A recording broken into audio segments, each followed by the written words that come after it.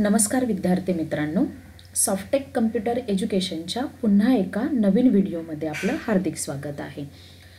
मागचा जो मी व्हिडिओ टाकला होता तो शिपाई आणि हमाल यांची जी काही स्वच्छता जी काही चाचणी होणार आहे येणाऱ्या काही दिवसांमध्ये, किंवा तुम्ही असं म्हणू शकता क्रियाशीलता चाचणी। क्रियाशील हे नाव अगोदर होतं, मग त्यांनी ते स्वच्छता आणि चापल्यता चाचणी असं हे नाव ठेवलेलं आहे। तर त्या संदर्भातला व्हिडिओ मी आपल्या चॅनेलवर या अगोदर टाकलेला आहे। आजचा हा जो व्हिडिओ आहे त्या व्हिडिओमध्ये आपण शिपाई, लिपिक आणि हमाल ह्या कॅन्डिडेट्सची जी काही मुलाखत होते, म्हणजे जो काही इंटरव्ह्यू होतो, म्हणजे आता जे काही लिपिक जे आहेत त्यांची कौशल्य चाचणी होणार, म्हणजे ते एका 7 प्रमाणे घेतले जाणार आणि कौशल्य चाचणीमधून जे लोक पास होतील त्यांचा जो इंटरव्ह्यू आहे, किंवा शिपाई हमाल यांची जी काही स्वच्छता चाचणी होईल ती पण एका 7 प्रमाणे होणार आणि मग नंतर त्याच्यामधून जे काही सिलेक्ट झाले त्यांचं एकास 3 प्रमाणे जो काही इंटरव्ह्यू होईल, म्हणजे जी काही मुलाखत होईल त्या मुलाखती संदर्भातला हा काय आहे एक व्हिडिओ आहे। या व्हिडिओमध्ये मी तिन्ही हे जे काही आपले पद आहेत, म्हणजे जसं शिपाई, लिपिक आणि हमाल ह्या तिन्ही पदांचा इंटरव्ह्यू कसा होणार आहे ते मी तुम्हाला व्हिडिओमध्ये सांगणार आहे। ओके, या व्हिडिओमध्ये आपण कोणते कोणते मुद्दे स्पष्ट करणार आहोत, तर मुलाखतीमध्ये कोणते कोणते प्रश्न तुम्हाला विचारले जातात ते, त्यानंतर मुलाखत घेण्यासाठी बोर्ड मेंबर म्हणजे त्या पॅनलमध्ये कोण कोण बसलेलं असतं आणि मुलाखतीला जाण्यासाठी तुम्ही काय काय तयारी करायला पाहिजे हे आपण ह्या व्हिडिओमध्ये जाणून घेणार आहोत। ओके, तर हा व्हिडिओ तुम्ही पूर्ण पहा, म्हणजे तुमच्या सगळ्या प्रश्नांची उत्तरं जी आहेत ती तुम्हाला भेटून जातील।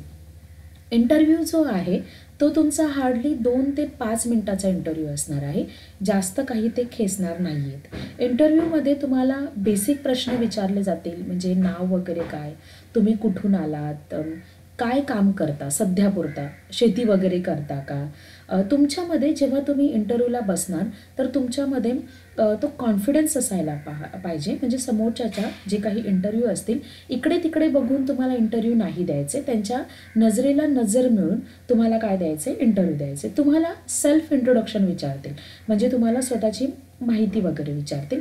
त्यानंतर तुम्ही ज्या पदासाठी इंटरव्ह्यू देता ते, समजा शिपाई असेल, लिपिक असेल किंवा हमाल असेल, तर त्या पदाबद्दल तुम्हाला माहिती असणं गरजेचं आहे। ही मात्र तुम्ही लक्षात असू द्या, तुम्ही जी नोकरी करणार आहात त्याच्याबद्दल जर माहिती नसेल तर त्याचा काहीही उपयोग होणार नाही आहे। उदाहरणार्थ समजा तुम्हाला असं विचारलं की बाबा एखादा शिपाई आहे आणि त्याला जर विचारलं की तुमचे साहेब जे आहेत ते उशिरा आलेत आणि उशिरा आल्यानंतर तुम्हाला त्यांना मदत करायची आहे की जेणेकरून त्यांचं काम जे आहे ते लवकरात लवकर किंवा फास्ट कसं पूर्ण झालं पाहिजे, तर त्यावेळेला तुम्ही तिथे ॲक्युरेट उत्तर देणं गरजेचं आहे।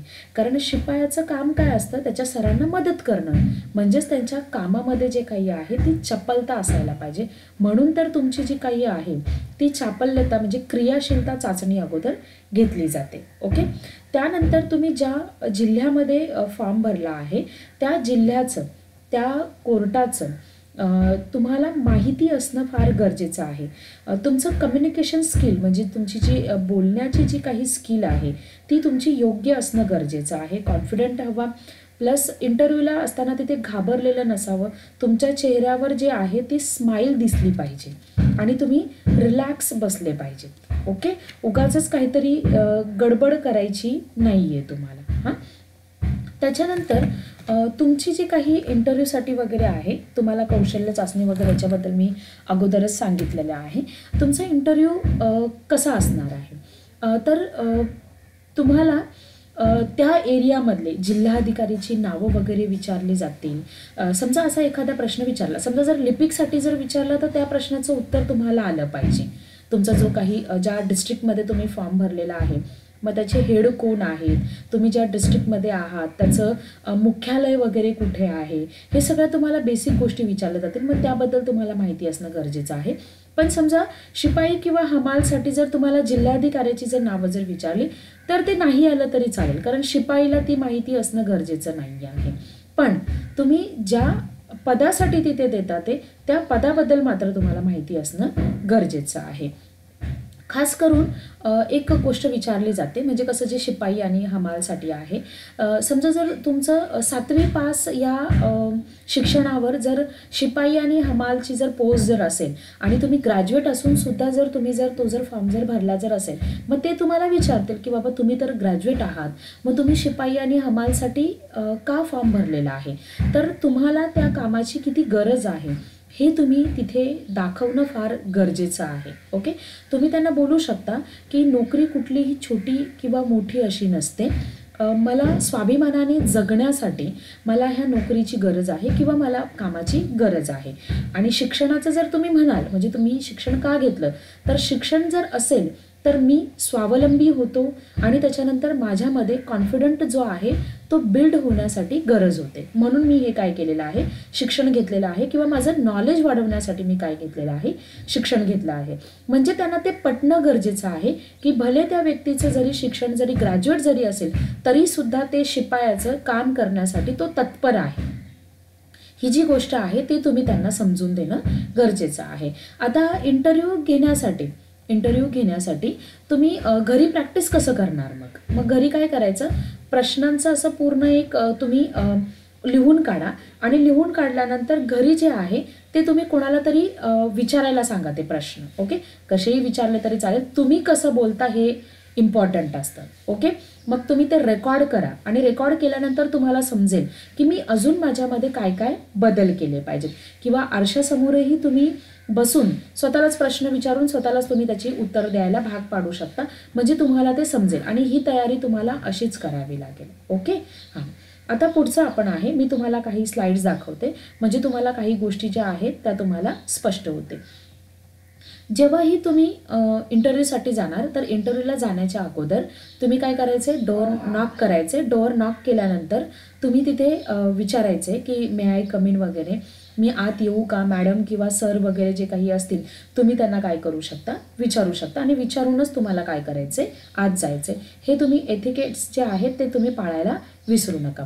त्याच्यानंतर तुमचा ड्रेस कोड, इंटरव्ह्यूला जाताना तुम्ही ड्रेस कोड नॉर्मल कपडे घालायचे, जीन्स टी शर्ट वगैरे असं काही घालून जायचं नाही आहे.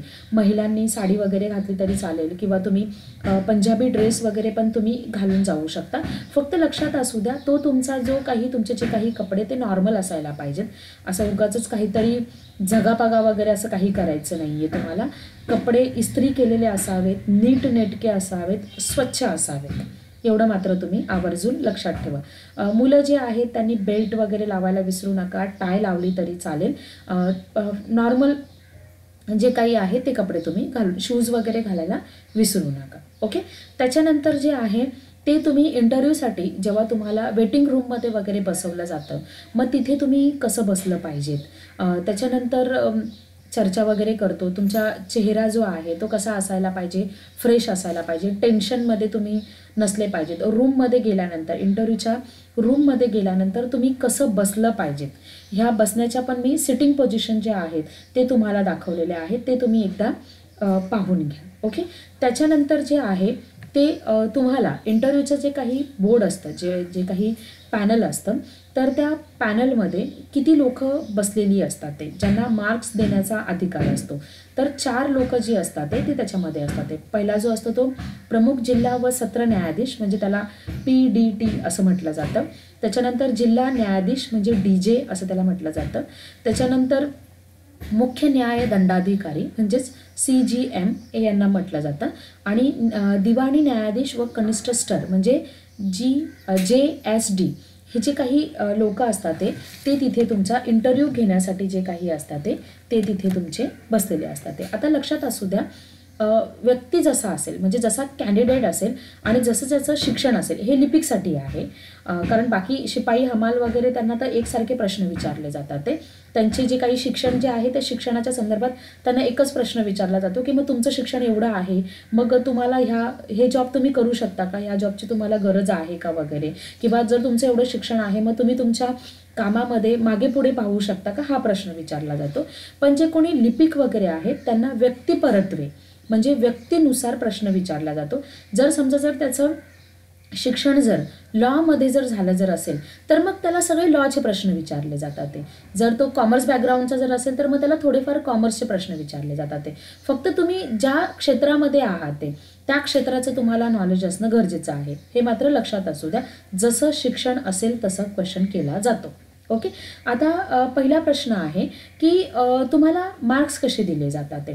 तर लक्षात असू द्या, तुमची जी काही अगोदरची चाळणी परीक्षा झालेली आहे किंवा तुमची जी काही स्वच्छता चाचणी झालेली आहे किंवा तुमचं जे काही कौशल्य चाचणी झालेलं आहे त्या मार्क्सचा त्यांना त्या चाचण्यांच्यामध्ये तुम्हाला जे काही मार्क्स मिळालेले असतात ते त्या मार्क्सचा सुद्धा विचार केला जातो आणि त्या मार्क्सनुसार सुद्धा तुम्हाला इंटरव्ह्यूमध्ये मार्क्स दिले जातात ते काही तुमचे वेस्ट जात नाही, हे मात्र तुम्ही आवर्जून लक्षात ठेवा. ओके.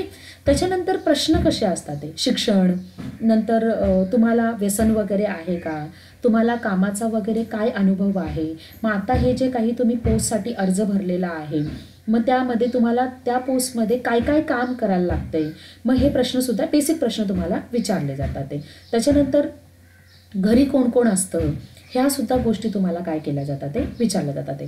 आणि दुसरी एक गोष्ट महत्त्वाची, खूप महत्त्वाचा हा जो काही आहे म्हणजे इम्पॉर्टंट टॉपिक आहे तो तुम्ही व्यवस्थित समजून घ्या. म्हणजेच कसं न्यायालयाची महत्त्वाची कामे ही तुम्हाला माहिती असणं गरजेचं आहे. सुप्रीम कोर्टमध्ये काय कामं चालतात ते, त्याच्यानंतर तिथे तुम्हाला सुप्रीम कोर्टबद्दल माहिती असणं गरजेचं आहे. हायकोर्टबद्दल तुम्हाला माहिती असणं गरजेचं आहे. त्याच्यानंतर तुम्हाला जिल्हा न्यायालय याच्याबद्दल तुम्हाला माहिती असते. हे तुम्ही ना, मी जे तुम्हाला सांगते ना ते ॲक्च्युली तुम्ही नोट डाऊन करून ठेवा, म्हणजे तुम्हाला याची माहिती शोधण्यासाठी मदत होईल. तर तुम्हाला काय सुप्रीम कोर्टबद्दल माहिती, हायकोर्टबद्दल माहिती, हे सगळं लिपिकवाल्यांसाठी आहे. ओके. शिपाई वगैरे यांना एवढं काही डीपमध्ये नाही विचारते, पण लिपिकवाल्यांना विचारतात ते सुप्रीम कोर्ट म्हणजे काय, तिथे काय काय कामं चालतात, हायकोर्ट म्हणजे काय, तिथे काय काय कामं चालतात, जिल्हा न्यायालय म्हणजे काय, तिथे काय काय कामं चालतात, हे तुम्हाला माहिती असणं गरजेचं आहे. कारण तुम्हाला भविष्यात तेच तर जाऊन करायचं आहे. ओके. म्हणजेच काय, त्याचं मुख्यालय कुठे आहे, खंडपीठ वगैरे तर त्याची किती आहेत, हे सगळं तुम्हाला त्याच्यामध्ये विचारले जातात ते. दुसरा प्रश्न तुम्हाला कशावर असतो, कम्प्युटर संगणकावर तुम्हाला प्रश्न विचारले जातात ते. कारण आता टाईपरायटर जे आहे ते म्हणजे तुमचे जात चालले आहेत, तुम्हाला तुमचं काम कशावर करायचं, कम्प्युटरवरच काम करायचं आहे. मग कम्प्युटर रिलेटेड तुम्हाला प्रश्न विचारले जातात, शॉर्टकट की वगैरे विचारले जातात ते, कम्प्युटरचं बेसिक नॉलेज वगैरे तुम्हाला विचारले जातात ते.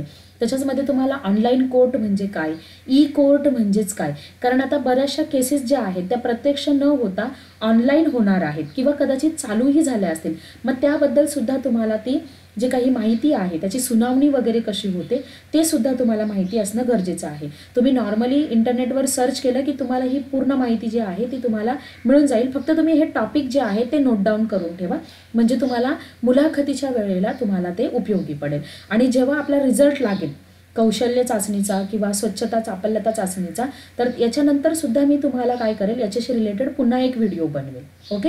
म्हणजे तुमच्या शंका जे काही आहेत त्या दूर होतील. पण आता सध्या तुम्ही ही तयारी करून ठेवू शकता. त्याच्यानंतर तुम्हाला अजून एक मुद्दा म्हणजे महत्त्वाचा विचारलं जातं, ट्रान्सलेशन करणं. ट्रान्सलेशन करणं म्हणजेच काय, भाषांतर करणं. एखादं तुम्हाला इंग्लिशमधून एखादं वाक्य देतील, हे आपल्याला 10वीला येतं ट्रान्सलेट करण्यासाठी. काही 4-5 वाक्य वगैरे दिली जातात ते आणि त्याच्यामधून तुम्हाला काय करायचं, इंग्लिश टू मराठी तुम्हाला ट्रान्सलेट करायला सांगतात ते. मग दोन्ही लँग्वेजमध्ये तुम्ही ट्रान्सलेट करायची सवय ठेवा. हे शिपाईला नाही विचारत आहे, हे लिपिकला विचारलं जातं ट्रान्सलेट करणं. एखादं इंग्लिशमधून वाक्य देतील जे मराठीमधून तुम्हाला भाषांतर करायचं किंवा एखादं मराठीचं वाक्य आहे जे तुम्हाला इंग्लिशमधून भाषांतर करायचं आहे. ओके. तुमचं बऱ्यापैकी मी जे काही शंका आहेत ते या व्हिडिओमध्ये तुमच्या कव्हर केल्या असतील. आता सध्या तर अजून काही इंटरव्ह्यू सेक्शन तुमचा चालू झालेला नाही आहे. सध्या तुम्हाला कॉन्सन्ट्रेट स्वच्छता आणि कौशल्य चाचणीवर करायचे, तर त्याच्याशी रिलेटेड सगळे व्हिडिओ आपल्या चॅनलवर आहेत, ते तुम्ही पाहून घ्या. आणि इंटरव्ह्यू जेव्हा चालू होतील तर मी पुन्हा एकदा सांगते, मी पुन्हा तुमच्यासाठी एक वेगळा व्हिडिओ घेऊन येईन, म्हणजे तुम्ही काय करू शकता, त्याची व्यवस्थित जी काही आहे ती तयारी करू शकता. आणि जर मला शक्य जर झालंच तर तुमचे ऑनलाईन इंटरव्ह्यू घेण्यासाठी सुद्धा मी म्हणजे तुमची एक वेगळी जी काही आहे ती सोय करून ठेवेल. फक्त तुम्हाला एकच करायचं आहे, आपल्या चॅनलला लाईक आणि सबस्क्राईब करायचे, म्हणजे याच्याशी रिलेटेड जे पण काही व्हिडिओज येतील ते तुमच्यापर्यंत सहज तुमच्यापर्यंत पोहोचते. आणि व्हिडिओ जर आवडत असेल तर आपल्या चॅनलला लाईक आणि सबस्क्राईब करायला विसरू नका. धन्यवाद.